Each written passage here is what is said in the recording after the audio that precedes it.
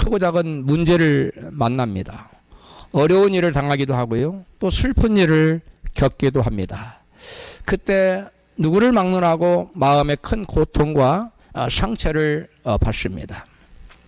심리학자인 홈즈와 라연은 사람이 살면서 겪게 되는 심적 고통 지수를 조사해서 발표했는데요.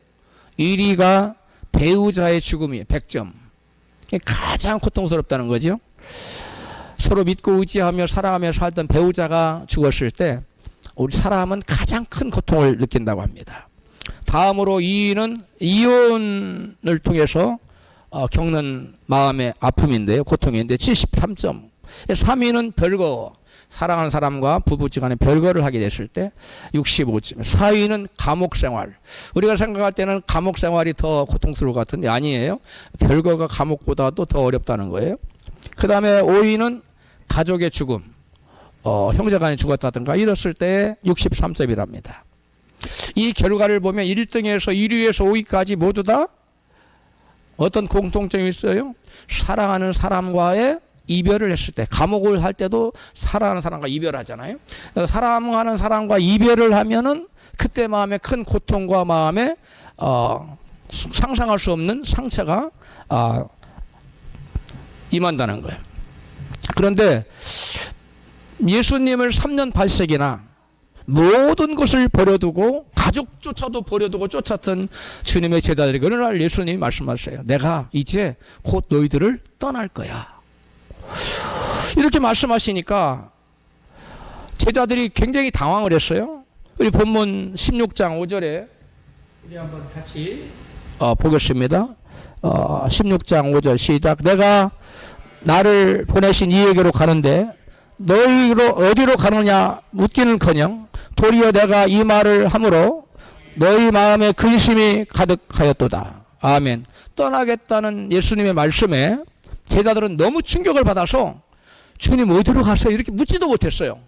너무 충격이어서 어디로 가시는데요? 왜 가시는 말을 아예 못 물었어요. 얼마나 충격을 받았든. 그러나 제자들 마음에 무엇으로 대신 가득했어요? 근심으로 가득해. 야, 이거 어떡하나. 가족까지 버리고 모든 것을 버리고 주님을 쫓아 주님이 우리를 떠나버리신데 속된 말로 뭐예요? 닥쳤던 개가 되겠네. 이런 지금 절망적인 상황입니다. 이처럼 마음에 근심이 가득한 제자들에게 예수님께서는 본문 16장 17절 이같이 말씀하세요. 다 같이 내가 너희에게 실상을 말하노니 내가 떠나가는 것이 너희에게 유익이라. 내가 떠나가지 아니하면 보혜사가 너희에게로 오시지 아니할 것이요 가면 내가 그를 너희에게로 보내리니. 아멘.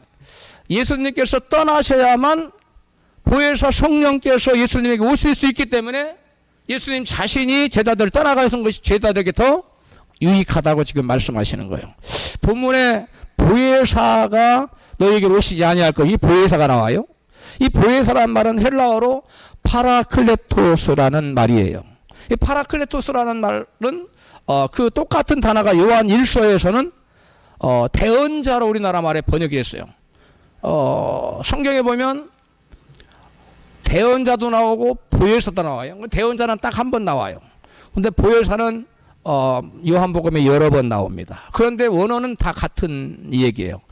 그래서 사람들이 예수님이 보혜사인 줄을 잘 몰라요. 왜? 예수님을 보혜사라고 표현하는 것이 여기에 딱 한 구절 나오는데 여기에서 보혜사라고 말하지 않고 뭐라고 했다고 요한 1서에서 요한 1서 2장 1절 시작. 만일 누가 죄를 범하면 아버지 앞에서 우리에게 대언자가 있으니 여기 대언자가 파라클레토스예요. 요한복음에서는 보혜사라고 되어 있고 요한 1서에서는 대언자라고 되어 있어요. 똑같은 요한이 기록한 책인데 곧 의로우신 예수 그리스도라. 누가? 우리에게 대언자가 있는데 이 대언자가 누구라고요? 예수 그리스도라. 근데 대언자가 원어는 뭐라고요? 파라클레토스. 이 말이 다른 말로 뭐라고요? 보혜사란 말이에요. 그러니까 예수님이 곧 원래 오리지널 뭐예요? 보혜사란 얘기예요. 그래서 성경에 보면 내가 다른 보혜사를 보내주겠다 했는데 예수님은 오리지널 보혜사 그리고 또 다른 보혜사를 보내주겠다고 말씀하시는 겁니다. 자, 이 대언자란 말은 헬라어로 파라클레토스라고 그래요. 그래서 우리나라 말로는 보혜사라고 번역을 했어요. 한자어로 보면은 지킬 보자예요. 저게. 그 다음에 은혜의 자입니다. 그 다음에 스승사자예요. 그러니까 지키고 보호하고 은혜를 베풀고 가르치는 분. 이 성령님이시라는 거예요. 그런데 영어로는 뭐라고 번역을 해놨느냐면 제가 영어를 다 찾아봤더니 어드버케이트, 변호인이라고 표현을 했어. 또 컴포터, 위로자, 또 헬퍼, 돕는 자, 카운셀러, 상담자, 이렇게 영어는 이 번역을 제일 많이 해놨어요. 가장 많이 번역을 한 게 어드버케이트, 변호인이라고 한 데가 많고, 그 다음에 컴포터라고 한 데도 많고, 돕는 자, 헬퍼도 많이 돼 있더라고요. 여러분, 성령님이 보혜사 성령님 하시는 역할이 무슨 말인지 이해가십니까? 영어를 다 찾아봤더니 성령님이 하시는 우리를 위로하고 또 도와주시고 또 상담도 하시고 우리를 지켜주시기도 하시고 우리를 변호도 해주시는구나. 우리를 때때로 위로하시고 이분이 성령님이 하시는 분이에요. 하시는 일이에요. 그런데 원래 보혜사가 누구시라고요? 오리지널 보혜사는 예수님이신데 가시면 누구를 보내줬다면 다른 보혜사를 보내주시겠다고 말씀했어요. 뭐라고요? 다른 보혜사. 요한복음 14장 16절 같이 읽어봐요. 두 개씩 가져와요. 내가 아버지께 구하겠으니 그가 또 다른 보혜사를 너희에게 주사 영원토록 너희와 함께 있게 하시리니 아멘. 여기 보니까 내가 아버지께 구하겠다 그랬어요. 아버지가 누구예요? 하나님 아버지예요. 성부 하나님 말합니다. 그가 누구예요? 성령 하나님이에요. 내가는 누구예요? 예수님이에요. 다른 보혜사를 보냈대. 이 다른 보혜사는 성령님이에요. 그러니까 성부와 성자와 성령이 다 같이 드러납니다. 그런데 여기서 보면 내가 다른 보혜사를 보내준다는데 다른 보혜사를 보내준다 그랬어요. 우리나라 말은 다른이란 말이 하나밖에 없어요. 영어로도 디프런트 해주고 하나밖에 없어요. 헬라어는 이 다른이란 말이 하나가 아니라 두 개예요. 같은 종류의 다른 할 때는 알로스를 쓰고요. 전혀 다른 종류의 다르다 할 때는 헤테로스를 써요.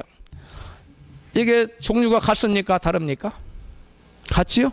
이게 그러나 같은 거예요? 다른 거예요? 이거하고 이거는 다른 거. 이게 알로스예요.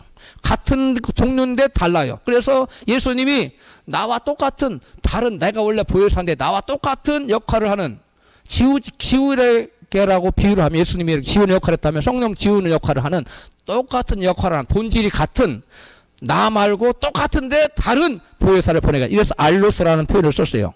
이해 가시면 아멘 하십시다. 근데 헤테로스는 뭐냐면 이거하고 이거는 같습니까? 전혀 달라요.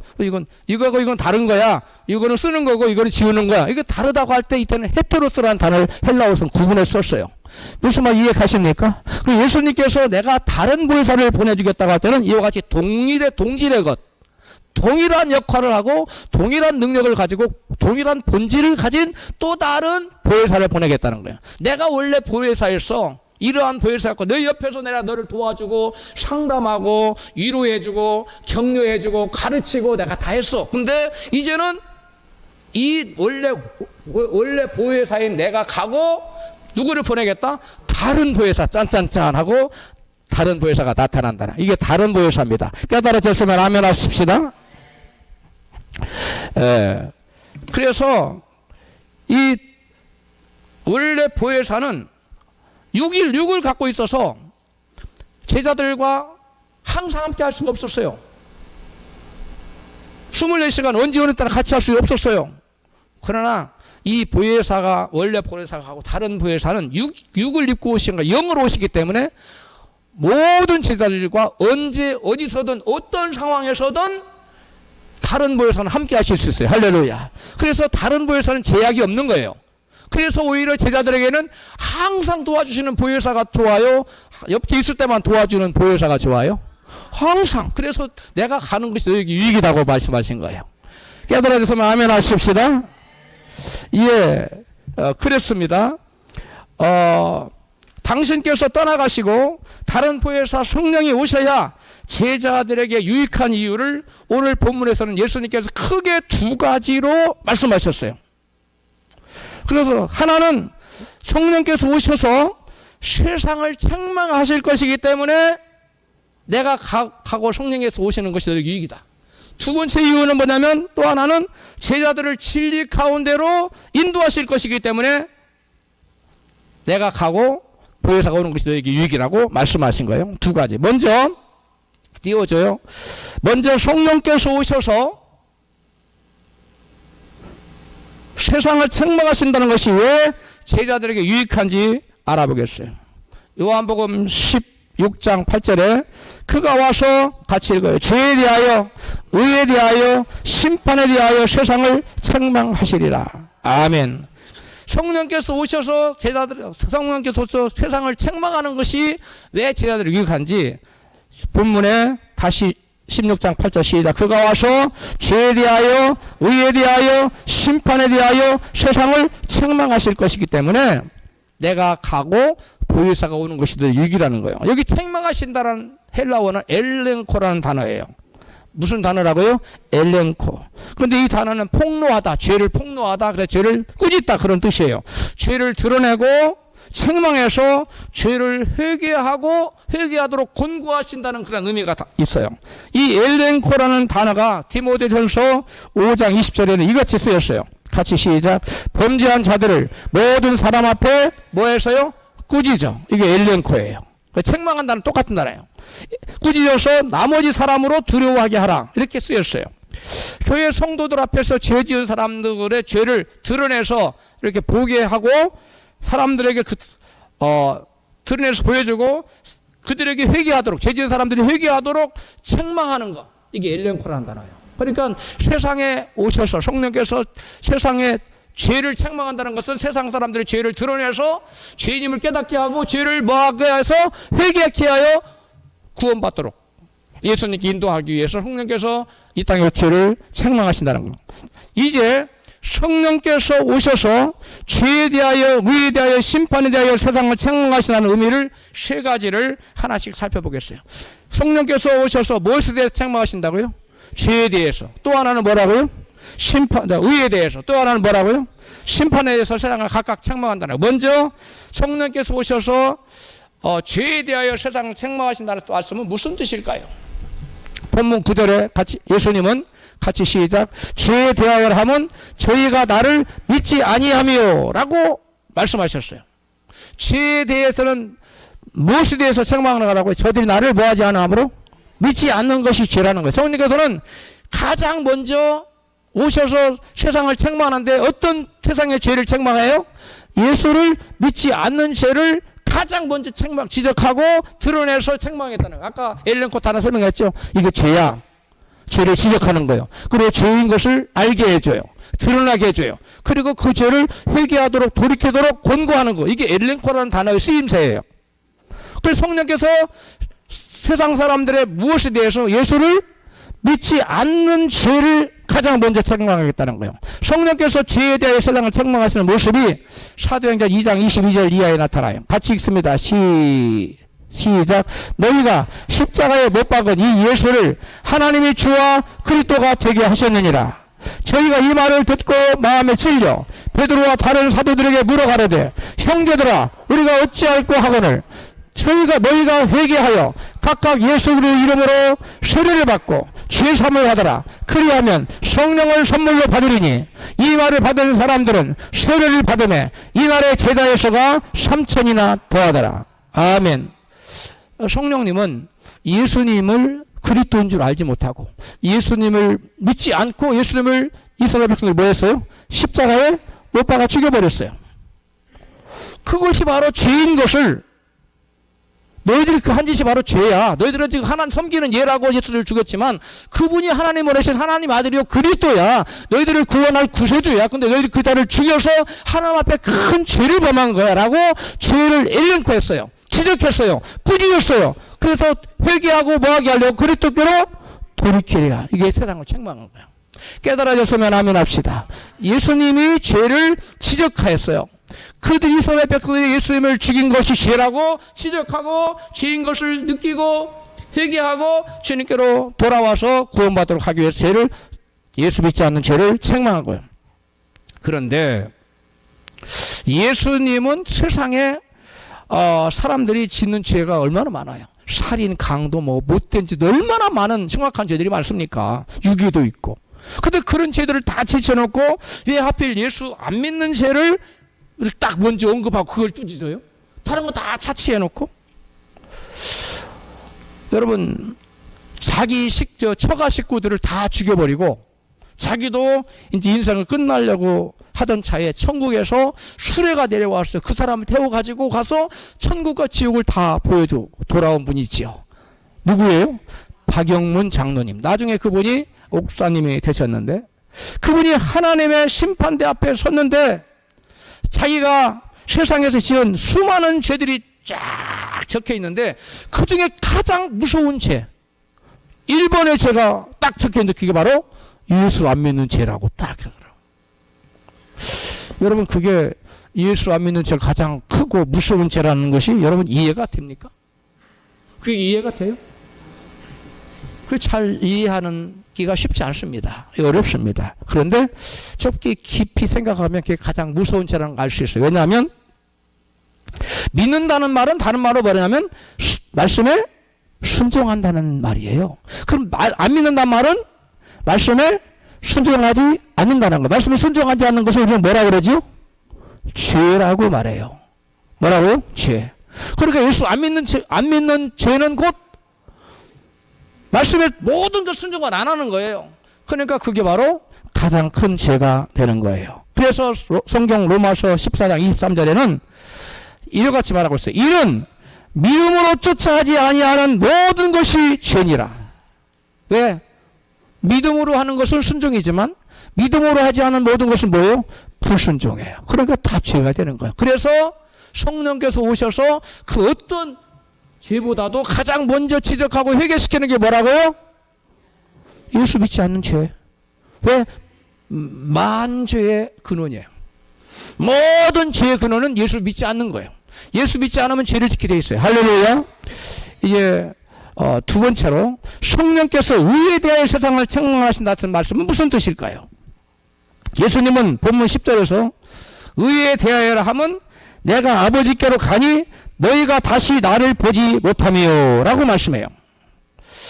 예수님께서는 자기가 죽었다가 다시 부활하셔서 아버지께로 가시는 것이 당신이 전혀 죄가 없고 의로우신 증거라고 말씀합니다. 여러분, 예수께서 죄가 있으시다면 죄의 값은 사망이기 때문에 부활하셨어요? 없어요. 또 예수님 죄가 있으시다면 죄인이 하나님 앞에 갈 수 있어요? 없어요. 근데 예수님은 부활도 하셨고 죄가 없으신 거룩하신 분이기 때문에 어디 앞에 갔었어요? 아버지께로 가셨다는 거예요. 예수님이 의에 대해 내가 세상을 책망하신다고 봤어요. 성령이 의에 대해서 세상을 책망하신다고 했는데 바로 예수님은 죄가 있다 없다? 없다는 거예요. 없다는 걸 뭘로 증명했어요? 부활하심으로 증명했어요. 죄가 있으면 부활 못해요. 죽음으로 끝내야 돼요. 죄에서 사망이니까. 근데 부활하셨어요. 예수님 난 죄가 없어. 두 번째, 그분의 하신 모든 말씀 뭐 하시다는 거예요? 거짓이 없어요. 만약 예수님 말씀이 하나로 거짓이 있다면 그것은 죄가 되는 거잖아요. 그러므로 예수님이 부활하셨다는 것은 죄가 없다는 얘기고 그분의 모든 말씀은 다 뭐라는 거예요? 조금도 거짓이 없는 모두 다 진리라는 거예요. 참이라는 거예요. 할렐루야. 그리고 예수님이 하나님 아버지께로 갔어요. 죄인이 하나님 앞에 가요? 못 가요? 못 가요. 그러므로 예수님은 뭐 하시다는 거예요? 의로우시다는 거예요. 할렐루야. 그래서 예수님께서 말씀하시기를 의에 대하면 내가 아버지께로 가니 너희가 다시 나를 보지 못하며. 예수님께로 아버지께로 가. 세상 사람도 너희들은 나를 못 볼 거야. 여러분, 진리이신 예수님께서 이같이 말씀하셨어요. 요한복음 8장 21절입니다. 시작. 다시 이르시되 내가 가리니 아버지께로 들어있는 거야. 아버지께로 가리니 너희가 나를 찾다가 너희 죄 가운데 죽겠고 나의 가는 곳에는 너희가 오지 못하리라. 24절. 이러므로 너희가 너희 죄 가운데서 죽으리라 하였노라. 너희가 만일 내가 그인 줄 그리스도인 줄 믿지 아니하면 너희 죄 가운데서 죽으리라. 아멘. 세상의 모든 사람들은 죄 때문에 죄의 심판인 죄의 삭슨 사망의 심판을 받아서 어디에 간다는 거예요? 너희는 너희 죄 때문에 지옥 갈 거라는 거예요, 예수님이. 그런데 예수님이 가시는 천국에는 그들이 간다 못 간다? 못 간다는 거예요. 너희가 오지 못하라고 했지요? 너희 죄 가운데 죽겠고.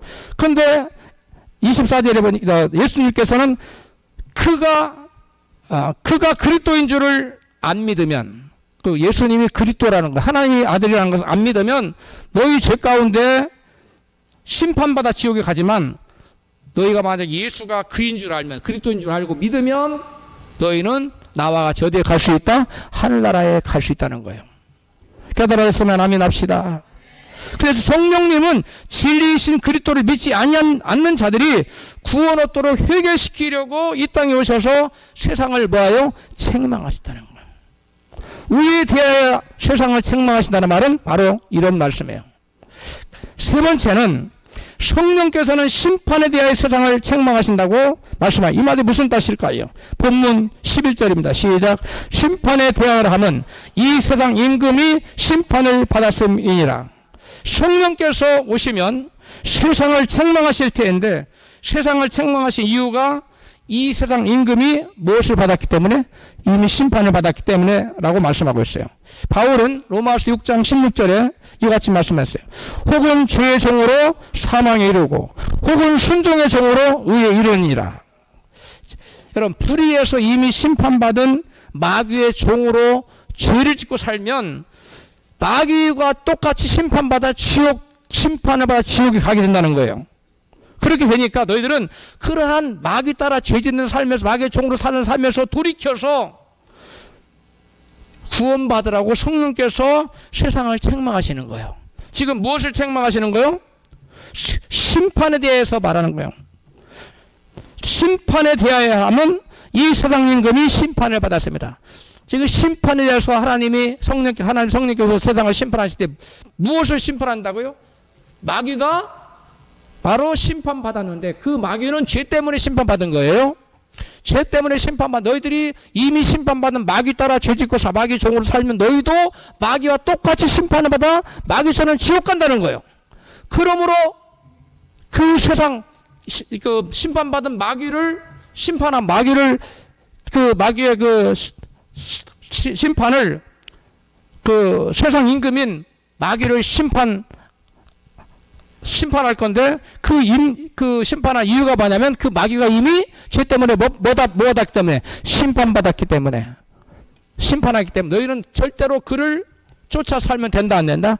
안 된다는 거예요. 이것을 바로 세상을 책망하시는 이유예요.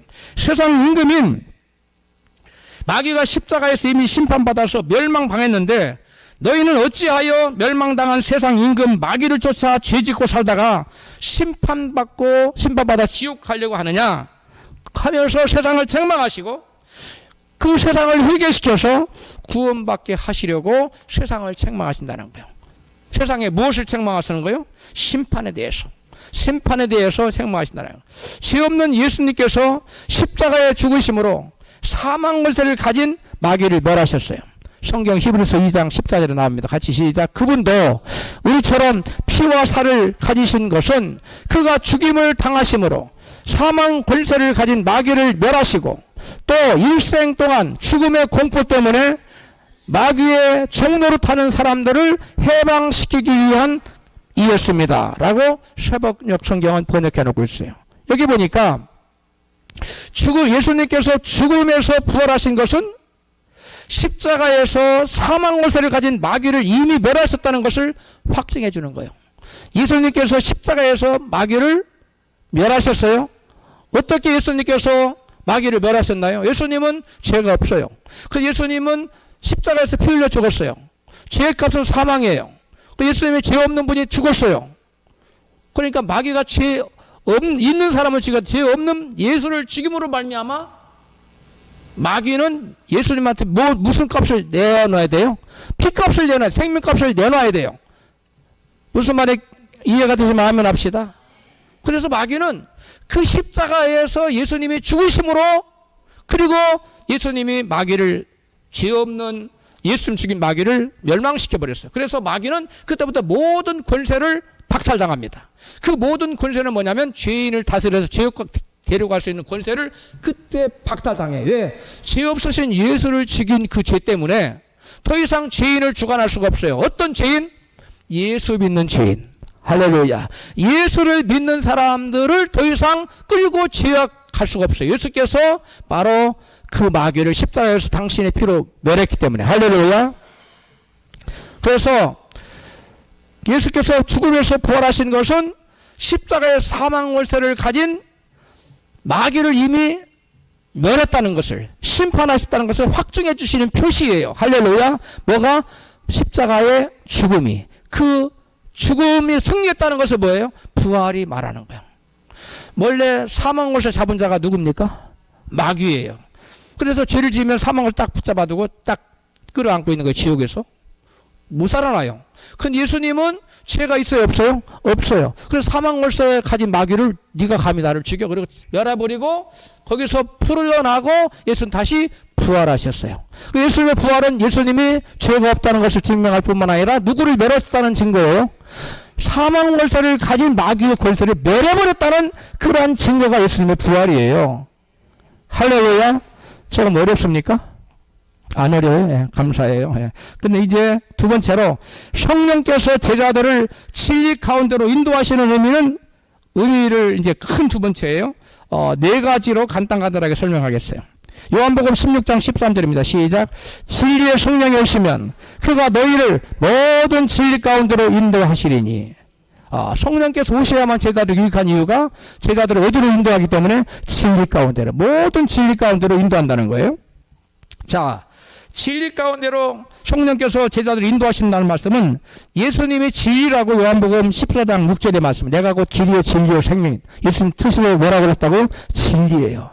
그러니까 예수님을 성령께서 제자들을 진리 가운데 인도하는 말은 누구에게 인도한다는 걸? 진리 대신 예수님께로 인도한다는 말이에요. 그리고 진리 대신 예수님 말씀을 깨닫고 지키도록 인도하신다는, 이게 성령님의 제자들 진리 가운데 인도하시는 사역이에요. 자, 성령님이 아니시면 그리스도가 누군지, 또 하나님의 말씀이 무슨 의미인지 전혀 깨달을 수도 없고 예수를 믿을 수도 없기 때문에 성령께서 모든 사람들에게 진리를 깨닫게 하시고 말씀을 읽을 때나 들을 때다 알게 하시고 조명해 주시는 역할을 누가 하세요? 성령께서 하셔서 깨닫게 하셔서 죄인다운 죄를 회개하고 그리스도신 예수를 믿게 하여 구원받도록 진리 가운데로 성령님이 인도하신다는 거예요. 아멘. 그래서 첫 번째, 성령께서 죄를 깨닫게 하시고 회개하고 그리스도를 믿고 구원하게 하여 그리스도를 인도하시는데, 베드로가 아까 얘기했죠. 너희가 죽인 자가 바로 주시오 그리스도다. 너희가 그리스도를 죽였다. 너희가 그리스도를 죽인 자다라. 그들을 죄를 지적했어요. 그러자 그 말씀을 들은 이스라엘 백성들이 형제들아 우리가 뭐 할꼬? 어찌 할꼬? 하며 막 통회하고 막 회개해요. 그러니까 너희가 회개하여 죄 없이 받고 구원을 받으라고 그들을 인도해요. 그런데 똑같은 설교를 또 누가 하냐면 이번엔 스데반이에요. 스데반이 너희가 그리스도를 죽인 자라고 이스라엘 죄를 지적해요. 그들의 죄를 지적하다 그 죄를 지적을 받은 회중들이 이번에는 저들이 이를 갈고 덤벼들어서 스데반을 돌려 쳐 죽여버려요. 똑같은 설교를 들었는데 앞에 베드로한테 설교를 듣는 사람들이 형제들아 우리가 어찌할꼬 하고 회개하는데, 두 번째 너희가 그리스도를 죽인 자라고 스데반이 한 설교를 듣고는 이를 바득바득 갈면서 돌을 들고 덤벼들어서 스데반을 쳐 죽여버렸어요. 야, 여러분 왜 그랬을까요? 베드로는 설교를 너무 잘했고 스데반은 집사라 설교를 못해서 그랬을까요? 그게 아니에요. 왜 그랬을까요? 성령께서 그들의 마음을 주장했느냐 안 했느냐가 중요해요. 저와 여러분이 은혜를 받으려면, 말씀을 깨달으려면, 진리를 깨달으려면, 예수님 바로 믿으려면, 회개하려면 다 누구의 도움이 필요하다? 성령님. 그래서 아까 성령은 헬퍼라고 그랬잖아요. 헬퍼. 돕는 자다고. 성령님 우리를 도와주셔야 돼요. 깨닫도록 도와주셔야 돼요. 회개하도록 도와주셔야 돼요. 예수님 믿도록 도와주셔야 돼요. 나를 부인하도록 도와주셔야 돼요. 이게 다 누가 하시는 거라고? 성령 하나님이 해주시는 거예요. 근데 성령님이 나의 마음을 깨닫게 해주시지 않으면요, 은혜를 안 주면 마음이 캉팍해. 그 똑같은 설교를 듣고도 똑같이 설교 들었어요. 어떤 사람은 은혜 받았다. 내가 이런 잘못을 저지르고 하나님 잘못했어요. 회개해요. 어떤 사람은 분기가 가득해가지고 목사님이 나를 쳐. 설교가 등등해가 똑같이 똑같은 설교 들었어요. 반응이 전 달라. 한 사람은 지금 그 마음을 누가 주장한 거예요? 성령님이 주장해요. 한 사람은 성령님 주장을 안 한 거예요. 놔둔 거예요. 여러분, 이게 우리의 신앙생활에 그래서 절대적으로 누구의 도움이 필요하다? 성령님이 도와주지 않으면 안 돼요. 여러분 여기 앉아있는 것 지금 누구의 도움 때문에 오신 거예요?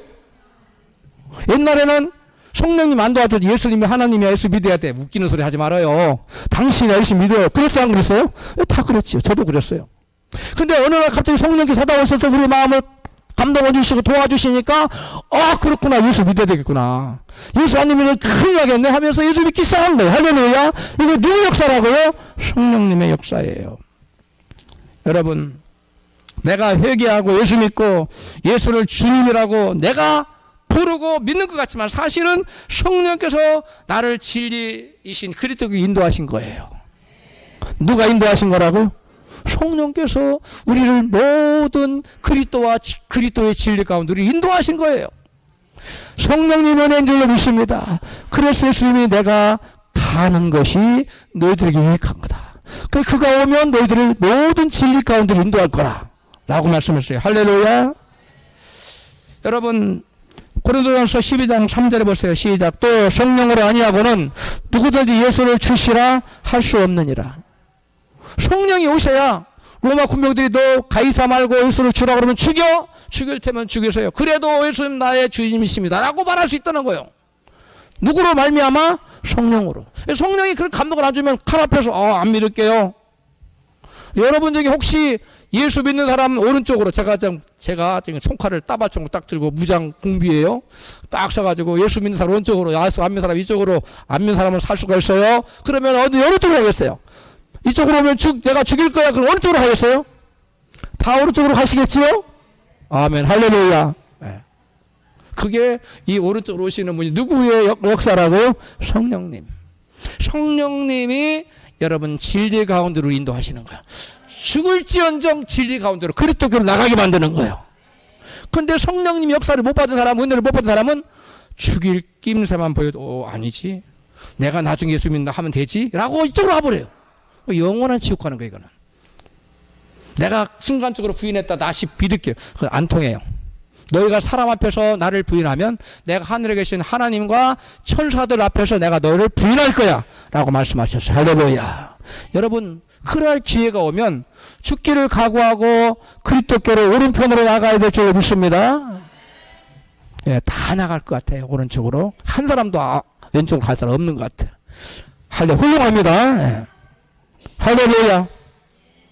자, 둘째로 성령님은 제자들이 하나님께 올바른 기도를 하게 해서 진리이신 그리스도를 인도하세요. 요한복음 본문 10장 24절에 시작. 지금까지는 너희가 내 이름으로 아무것도 구하지 아니하였으나 구하라. 그리하면 받으리니 너의 기쁨이 충만하리라. 아멘. 이게 문제가 있어요. 구하면 다 하나 들으시고 응답을 주겠다는, 그래 기쁨이 충만하겠다는데 문제가 있는, 어떤 문제가 있느냐? 성도들이 기도를 하는데 하는 뜻대로 안 해. 자기 정욕을 위해서 기도해요. 네? 하나님께로부터 응답 받을 수 없는 잘못된 기도를 드리는 거야.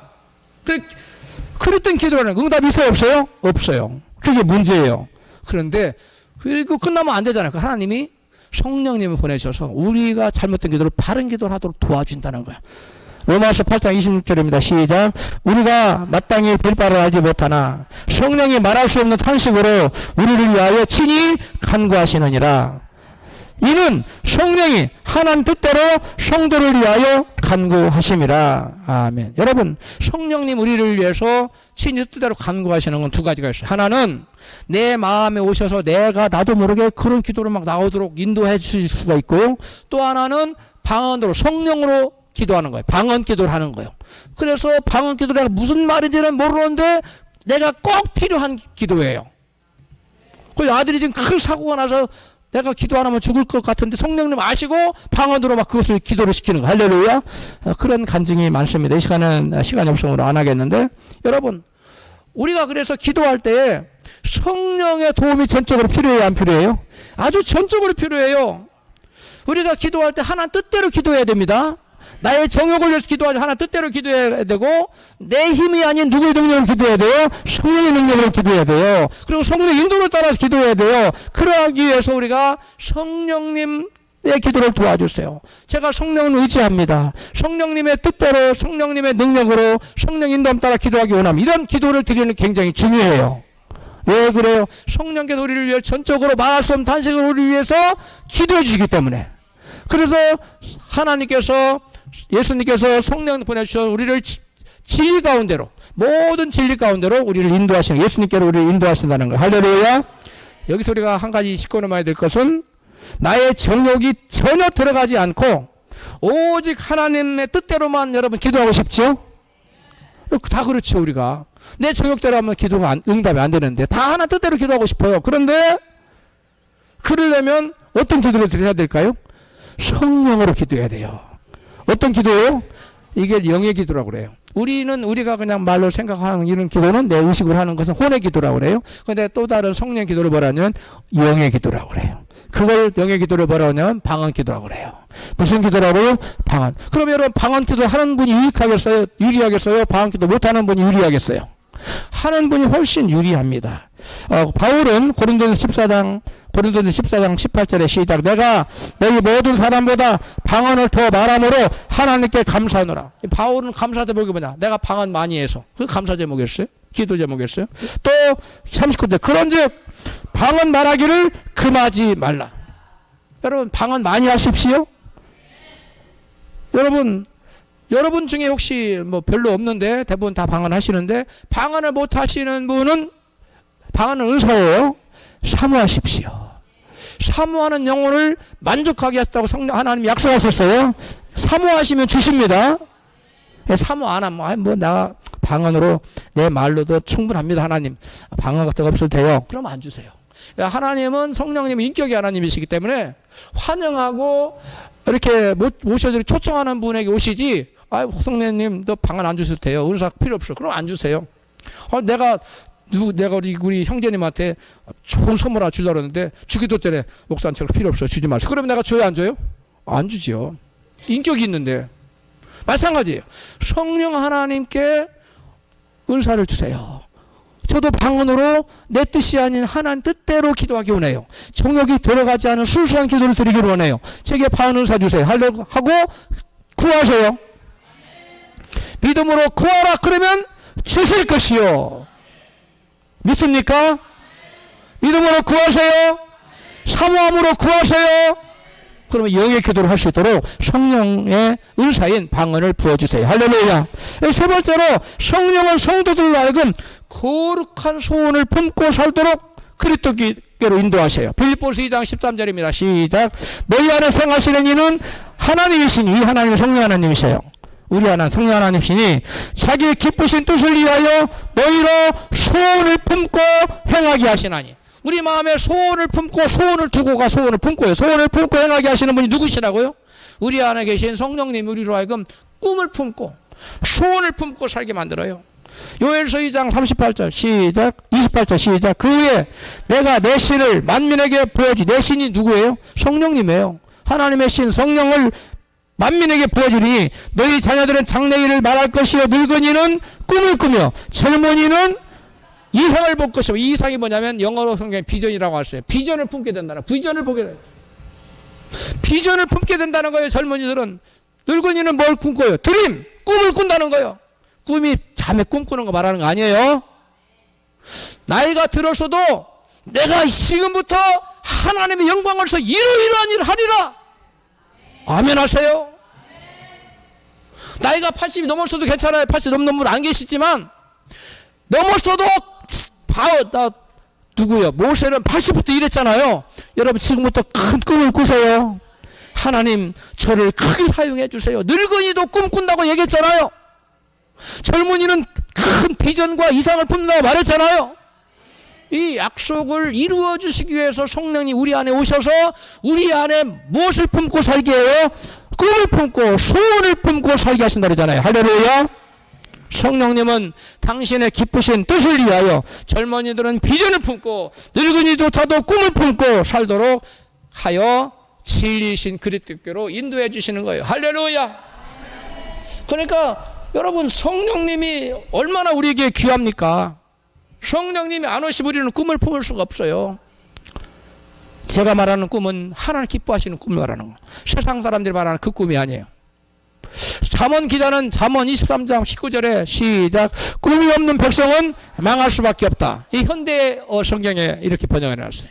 다시 한번 시작, 꿈이 없는 백성은 망할 수밖에 없다. 반드시 망한다는 거예요. 꿈이 없는 백성은. 그래, 꿈을 꿔야 되겠어요, 안 꿔야 되겠어요? 꿔야 돼요. 그 누구든 꿈이 없으면 망할 수밖에 없기 때문에 예수께서 보내신 다른 보혜사 성령께서 우리 안에 오셔서 우리로 하여금 자기 기쁘신 뜻을 위하여 마음의 멋을 품고 소원을 품고 꿈을 품고 거룩한 꿈을 품고 하나님 기뻐하시는 거룩한 꿈을 품고 살아가게 해주세요. 감사해요, 안 감사해요? 너무 감사하죠. 누군가에게 성령이 임하시면 이전에 한 번도 꿈꾸지 못했던 원대한 꿈을 꾸게 되고 위대한 인생으로 바뀌게 되는 거예요. 성령님은 육체의 욕심을 거스릴 수 있는 거룩한 소원을 주셔서 진리이신 그리스도께로 인도하세요. 갈라디아서 5장 16절입시다. 시작, 너희는 성령을 쫓아 행하라. 그리하면 육체의 욕심을 이루지 아니하리라. 17절, 육체의 소욕은 성령을 거스리고 성령은 육체를 거스리나니. 아멘. 여러분, 성령은 우리 안에 어떤 소원을 주시냐면 육체의 욕심을 거스리는, 죄짓게 하는 그런 것을 거스리는, 그것과 맞서 싸울 수 있는, 죄를 이길 수 있는 여러분 성령의 열매를 맺게 해주세요. 성령님 하나님은 우리 안에 거룩한 소원을 주셔서 사랑과 희락과 화평과 오래 참음과 자비와 양선과 충성과 온유와 절제와 같은 성령의 9가지 열매를 성령께서 맺게 해주세요. 할렐루야. 이 열매는 육체의 소욕을 거스르지 않으면 못 맺어요. 육체의 소욕을 거스려 싸워 이길 때 이 성령의 9가지 열매가 맺히는 줄로 믿습니다.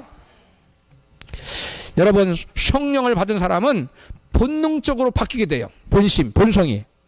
전에는 죄를 사랑했는데 이제는 죄가 미워져. 그리고 그 죄와 맞서 싸우려고 대적해. 그런 사람으로 본성이 바뀌게 돼요. 성령이 임하시면. 한 남자가 사고를 당해 얼만큼 얼굴이 완전히 이그러져서 어떤 얼굴인지 형체를 도저히 찾아볼 수 없는 그런 사고를 당했어요. 의사를 찾아가 성형수술을 해달라고 합니다. 의사가 물었습니다. 내가 이전 얼굴을 좀 봐야 하니까 사진을 좀 가져오라고 해주세요. 제가 죄송한데 제 옛날 얼굴이 너무 험상궂어서 제 옛날 얼굴로 돌아가고 싶지 않아요. 그렇게 대답했어요. 그 의사가 물었어요. 어떤 얼굴을 원하십니까? 한참 망설이다가 두려번 그러더니 옆에 걸린 성화를 봤어요. 이 성화가 누구였냐면 예수 그리스도의 성화였어요. 그걸 보더니 저분 참 인상이 좋으신데 저분 닮아서 좀 수술해주면 안 됩니까? 이렇게 물었어요. 되지요. 의사가 웃으면서 이렇게 답했어요. 좋습니다. 해드릴게요. 그러나 조건이 있습니다. 한 가지 조건이 있습니다. 저분은 하나님의 아들 예수 그리스도십니다. 저분을 닮으려면 성령 수술만으로는 안 되고 성령 수술까지 받아야 됩니다. 이렇게 그 남자 깜짝 놀래가지고 성령 수술은 또 뭡니까? 물었어요. 그러자 의사가 복음을 그 사람에게 자세히 전했어요. 그리고 예수를 믿고 성령을 모시고 살면 예수님을 닮게 되는데 그게 바로 성령 수술입니다. 라고 대답했어요. 우리 모두 성령 수술 받으십시다. 우리 모두 성령 수술 받으십시다. 성령 수술은 아무리 100번, 1000번 많이 해도요, 안 이뻐요. 근데 성령 수술을 받으면 좀 독특하게 생겼지만 이뻐요. 좀 특이하게 생기긴 했지만 이쁘고 매력 있어요. 이게 성령 수술 받은 사람이요. 그렇게 되기를 주여로 축복합니다. 마지막으로 넷째, 성령님은 복음을 증거하는 능력을 주셔서 불신자들을 진리이신 그리스도께로 인도하셔요. 사도행전 1장 8절입니다. 시작. 오직 성령이 너희에게 임하시면 너희가 권능을 받고 예루살렘과 온 유다와 사마리아 땅까지 이르러 내 증인이 되리라 하시니라. 아멘. 성령이 임하시면 뭘 받는다고요? 능력을 받는데 그 능력이란 단어가 권능이란 단어가 뭐냐면 헬라어나 듀나미스예요. 듀나미스는 바로 다이너마이트 같은 강력한 능력을 말해요. 실제로 영어 다이너마이트라는 단어는 이 헬라어 듀나미스라는 단어에서 나왔어요. 성령이 오시면 우리에게 다이너마이트 같은 강력한 능력이 임하셔서 담대히 복음을 증거할 수 있다는 것입니다. 할렐루야.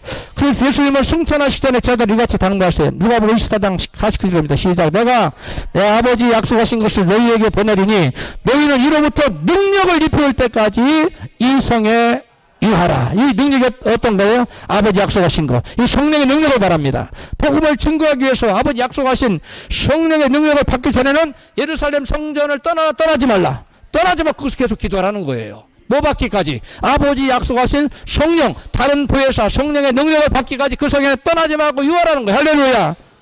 유하라는 것은 머무르라는 거예요. 여러분, 당시 예수님 제자들이 예수 믿고 거듭났어요? 안 거듭났어요? 다 거듭난 사람. 너희 중에 한 사람 빼놓고 다 깨끗하다. 다시는 목욕할 필요가 없다. 가룟 유다 빼놓고 다 거듭난 사람들. 근데 거듭난 자들에게 예수님 뭐라고 했어요? 아버지 약속하신 성령을 받으라고 말씀하셨어요. 할렐루야. 심지어 예수님마저도 마태복음 12장 28절 이같이 말씀하세요. 시작. 내가 하나님의 성령을 힘입어 귀신을 쫓아내는 것이면 하나님의 나라가 이미 너희에게 임하였다라고 증거했어요. 예수님도 누구의 능력을 힘입어서? 성령의 능력을 힘입어서 귀신을 쫓아냈어요. 그렇다면 저와 여러분 하나님 나라의 복음을 전하고자 할 때 우리 그 사역을 회방하는 사단을 무력화시키려면 예수님처럼 우리도 뭘 받아야 돼요? 성령의 능력 받지 않으면 안 된다는 거예요. 제자들이 오순절에 성령을 받기 전에는 복음을 전하기는커녕 그 마가다락방에 모여가지고 유대인들을 두려워서 물을 꼭꼭 거리지 않고 발바닥 떨면서 서 있었어요. 그런데 그들이 성령을 받자 사도행전 4장 20절에 보면 우리는 보고 들은 것을 말하지 아니할 수 없다고 담대히 쳐요. 너희들 복음 전하면 죽일 거야? 죽여도 상관없어. 우리는 보고 들은 거, 예수께서 죽었다가 다시 사는 거 내가 듣고 보고 했는데 그걸 말하지 아니할 수 없다고 담대히 말씀을 전하는 여러분 그리스도의 군사로 완전히 전혀 다른 사람을 바뀌고 말았어요. 할렐루야. 두려워 벌벌 떨던 제자들이 오순절의 능력의 성령을 받게 되자 세상에 감당할 수 없는 담대한 그리스도의 전사들로 돌변한 것입니다. 여호와 하나님께서는 스가랴 4장 6절에 내 힘으로도 안 되고 내 능력으로도 안 되고 오직 나의 영 보혜사 성령으로만 된다고 말씀하셔요. 승리하는 인생, 하나님께 영광을 위한 인생이 되려면 내 힘과 능력이 아닌 성령의 능력으로 살아가시기를 주의 이름으로 축원합니다.